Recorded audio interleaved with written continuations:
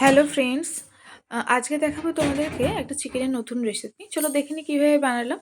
আমি এখানে 500 গ্রাম মতন চিকেন নিয়ে নিয়েছি, তাতে 100 গ্রাম টক দই, 1 চামচ মতন গোলমরিচের গুঁড়ো, স্বাদ মতন নুন আর আদা আর রসুন বাটা নিয়ে এটাকে ম্যারিনেট করে রেখে দিলাম এই ঘন্টাখানেক মতন।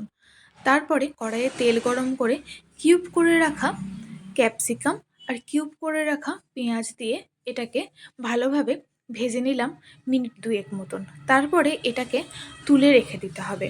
এরপরে চলো দেখে নিই আমরা মেন রান্না চিকেনটায় ঢুকবো। দেখো এখানে থালাতে আমি কেটে রেখেছি কুচিয়ে রাখা লঙ্কা, কুচিয়ে রাখা পেঁয়াজ, কুচিয়ে রাখা টমেটো আর এই কিউব করে রাখা পেঁয়াজ আর ক্যাপসিকাম, যেটা আগেই আমরা ভেজে নিয়েছি। আর এইখানে বাটিতে ভিজিয়ে রেখেছি মেথি পাতা। তো কড়াইয়ে কুচানো পেঁয়াজ টমেটো দিয়ে ভালোভাবে মিশিয়ে নিয়ে আমি এখানে 4 টুকরো আলু দিয়েছি। এই রান্নায় বেসিক্যালি আলু ব্যবহার হয় না, তোমরা চাইলে দিতে পারো, নাও দিতে পারো। এটাকে ভেজে নেওয়ার পরে আমি এখানে মেথি পাতা দিয়ে দিলাম আর এই মেথি পাতার যে স্টকটা এটা রেখে দিলাম। তারপরে দিয়ে দিলাম ম্যারিনেট করা চিকেনগুলো, ভালোভাবে নেড়ে চেড়ে নিলাম। ঢাকা দিয়ে কষতে দিলাম মিনিট 15-র জন্য। ঢাকা খুলে দিয়ে দিলাম কিছুটা পরিমাণে ধনে গুঁড়ো আর কিছুটা পরিমাণে জিরে গুঁড়ো। অলরেডি আগে একবার নুন ব্যবহার করা হয়েছে, সেই জন্য নুনটা স্বাদ মতন বুঝে দেবেন। এই রান্নাতে হলুদ ব্যবহার হয় না, তবুও আমি দিয়েছি কালারের জন্য।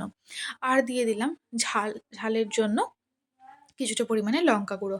ভালোভাবে নেড়েচেড়ে মিশিয়ে নিয়ে ঢাকা দিয়ে দিলাম মিনিট 5 জন্য। ঢাকা খুলে আগে থাকতে যে মেথি পাতার স্টকটা রেডি করে রেখেছিলাম সেটা দিয়ে দিলাম।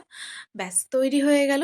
কারণ এটাতে বেশি ঝোল হয় না, তো গ্রেভিটা আপনাদের মনের মতন রাখবেন। আর আগে থাকতে ভেজে রাখা ক্যাপসিকাম আর পেঁয়াজটাকে মিশিয়ে নামিয়ে নিলাম। ভিডিওটা কেমন লাগলো অবশ্যই জানাবেন।